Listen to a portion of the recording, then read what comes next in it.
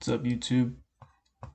So we're gonna go over a quick tutorial of kind of how to set up a Python workspace. So Python is a good data analytics software or language really that you download from either you're gonna download this from either python.org. Has a Windows, Mac, and Linux versions that you can download from python.org. They have a 32-bit and a 64-bit option for every package. You typically want to download the full package for either 32 or 64-bit to get the most benefits. If you do not have a Linux, Mac, or Windows operating system, I was actually using a Chromebook previously, and all I had to do to get Python was download through Anaconda's website, which is a Python distributor, and they actually work specifically with data science sources. So that's also a good option if you're not working with a typical operating system. Once you download Python, it's going to, I'm working on Windows here, so as you can see, I have the command prompt open. If you have a Linux operating system, you'll be using Terminal, which can usually be accessed through your directly from your home screen or through a keyboard shortcut that you'd be able to ask Google about as far as that access goes. If you're using a Chromebook, you would download Python into your operating system and access Python through Crosh, which is their terminal, which is actually accessed through the Chrome browsing application. So I'm using Windows here. As you can see, here's my command prompt. Here's my user output. So if I want to talk directly with Python, I can just type directly with Python in this terminal here, hello world. And so here is like my direct workspace. And then if I wanted to create my own file, I would just make a new text file. Text comes directly with Windows. If you're using a Chromebook, you'll have to download a text editor. I use Cray on my Chromebook as a good editor. I'm sure that there's plenty of options out there as far as which text editor you want to use from the Microsoft Store or from the Play Store or whichever location that you want to download a text editor from. You can select from the many options. So hello world.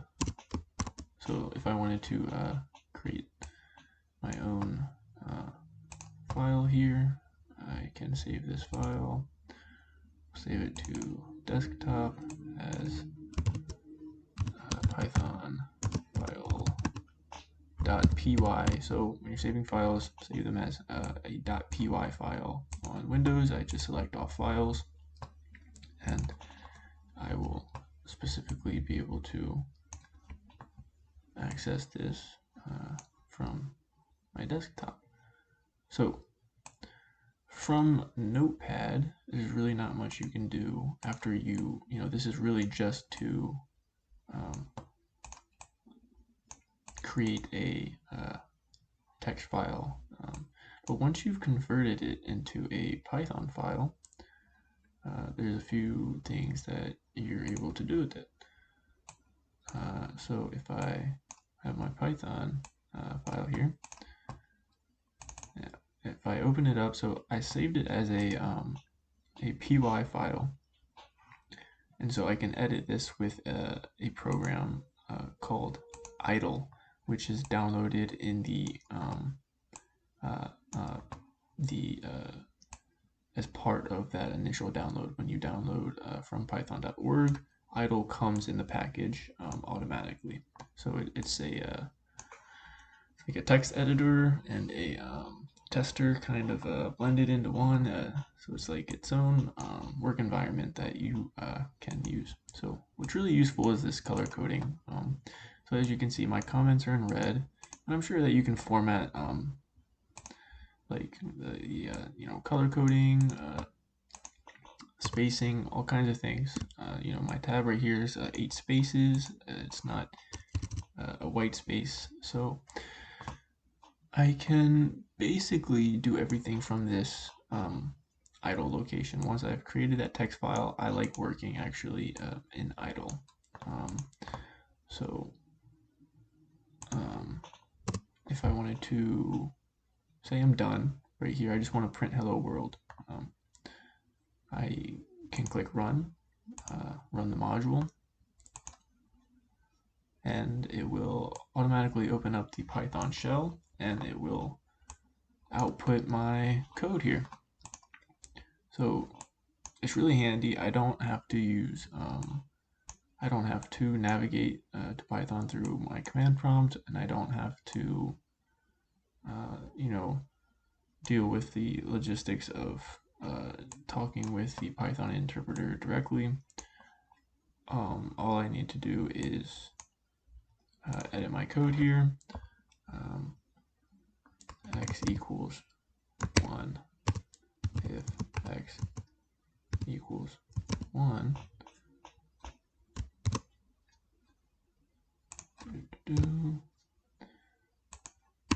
Print hello world. So again, I'll just run this. Run module is going to ask me to save it. Save and hello world.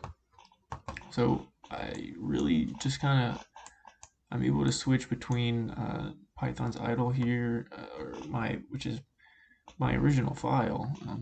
Basically, kind of just adds this handy dandy syntax highlighter here, and then I can run directly in this shell. And then if I need to work with more complicated files, if I need to import anything from Python's website, or if I need to do any complex navigation, I can use my command prompt or the direct Python application interpreter. So that is basically my Python workspace here. There are other options. You could download. They have what's called Visual Studio, which is basically a working environment, a Python working environment. I kind of like to keep things separate here so I can see exactly where things are. It makes things a little cleaner. If something goes wrong, I know exactly where it goes wrong. Does it go something go wrong in shell, or maybe there's something wrong with my my code because I'm using idle and I haven't used a text document with a third-party application. It's easy to isolate these kind of larger factors when I am able to break up my environment into these clearly separable blocks.